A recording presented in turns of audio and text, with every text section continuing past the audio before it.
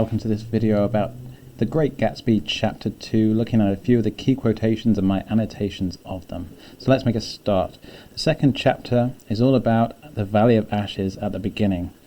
And so the first quotation is, "This is the Valley of Ashes, a fantastic farm where ashes grow like wheat into ridges and hills and grotesque gardens."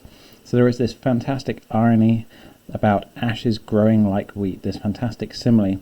So in this case, the ashes, they're like death, and we are growing death in great big farms. And so in this case, you might liken the people in the Valley of Ashes to the death that they are growing all this time. At the same time, I've said the Valley of Ashes is symbolic of the working class. They seem to be the byproduct of wealthy, consumerist New York, because everything that goes into New York comes out of New York and has to be turned into ashes as well. And I would suggest that these really hard-working people in the Valley of Ashes, these working class people, they represent the inevitable failure of the American dream, because no matter how hard they work, no matter how much they try, they will never get anywhere in life. So they are like the ashes that they grow. They blend into the scenery and the landscape around them. Moving on, we have the second quotation that reads, "Above the grey and the spasms of bleak dust which drift endlessly over it." So my question here is this personification the spasms of bleak dust? And it is. So the spasms are the workers. And a spasm is a short-lived motion, really quick basically, suggests the brief and monotonous life that they have and how quickly it is ended, and that they never get anywhere. It's one quick motion before they actually fade into nothing, fade into the background, the valley where they are working. So it's also useful to point out here we've got dust, and earlier on we've got ashes, which is obviously a link to the Bible, ashes to ashes, dust to dust. And the death that they are, basically, they represent the dead. So there is no movement in their life, they cannot transcend their class, they cannot get anywhere, they might as well just be dead. Moving on then, we have, with a transcendent effort of ash-grey men who move dimly and already crumbling through the powdery air. So the workers are making a transcendent effort. They're trying to transcend their class, to become more than they already are. However, they're going to fail because they are already crumbling.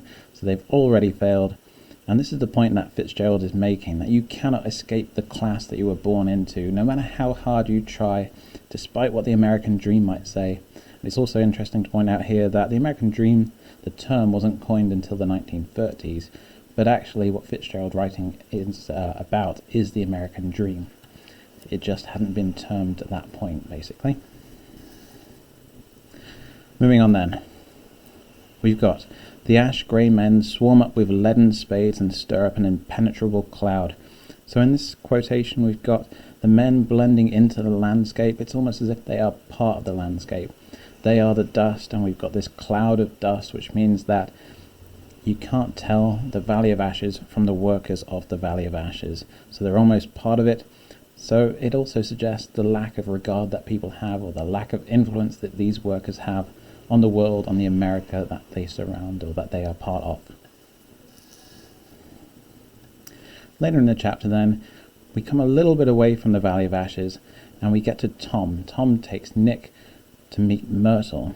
And so in this quotation we have, it's really that his wife that's keeping it apart. She's a Catholic. Well, Daisy's not a Catholic. And so Tom is really comfortable here manipulating and lying to Myrtle by telling her Daisy's a Catholic. And obviously Catholics don't believe in divorce. Therefore Tom's insinuating that he will never marry Myrtle because she's Catholic, and Myrtle just goes along with this lie and is happy to be Tom's mistress. Nick responds to this with, "Daisy was not a Catholic, and I was a little shocked at the elaborateness of the lie." So in this case, Nick doesn't approve of this lie, but at the same time he doesn't approve of the whole situation. And so he's kind of amazed about Tom and his manipulation of Myrtle, but at the same time he doesn't approve of Myrtle herself, probably because it's making him a little bit complicit in the affair between Tom and Myrtle, despite the fact that he's actually related to Daisy. We also then see that same thing in This next quotation, which says, "Though I was curious to see her, I had no desire to meet her, but I did." So perhaps Nick is too much of an elitist to meet Myrtle. He doesn't want to associate with somebody of a lower class, maybe. Nick being old money, upper class, and Myrtle being married to a working class man in the Valley of Ashes. But it also might be that he doesn't want to be complicit in Tom's affair because he's related to Daisy. So why would he want to meet the person that Tom is cheating on his wife with?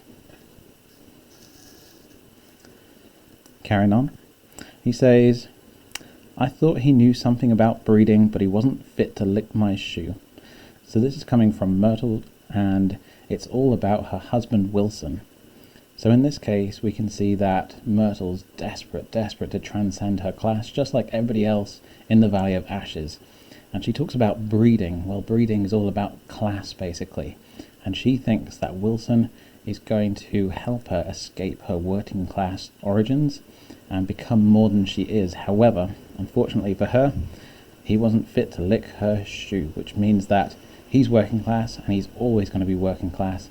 And now she knows that she somewhat resents her husband for trapping her in this class, which is probably her motivation for having an affair with Tom, because she wants a taste of the high life, this old money, upper class lifestyle that he can provide her. Then we have our descriptions of Wilson. So he's described as blonde, spiritless, and anemic. And then we also have a white ashen dust veiled his dark suit, and his pale hair as it veiled everything in the vicinity except his wife. So we've got blonde, spiritless, anemic, pale, ashen. All of these words have a lexis of death, basically, or illness. And he seems to fit in really well with the rest of the Valley of Ashes. So he's as deathly as the rest of them, basically, and he fits there. However, his wife doesn't. She seems to be the exception. So, in the next quotation we have, "An immediately perceptible vitality about her, as if her nerves of her body were continually smouldering." So, she is vital, lifelike. Unlike her husband, who seems to be deathly, she has life and energy about her. She is also smouldering, so she's still on fire. Whereas everybody else is ashes, she's actually on fire. She seems to be very lively, very vivacious in comparison to everybody else in her surroundings. Afterwards then, we have this fantastic quotation. It says, "I was within and without, simultaneously enchanted and repelled by the inexhaustible variety of life." Now I've linked this one between Nick and Fitzgerald. So they are both from old money, upper class backgrounds, but they didn't have much wealth, they didn't have much money, which means that they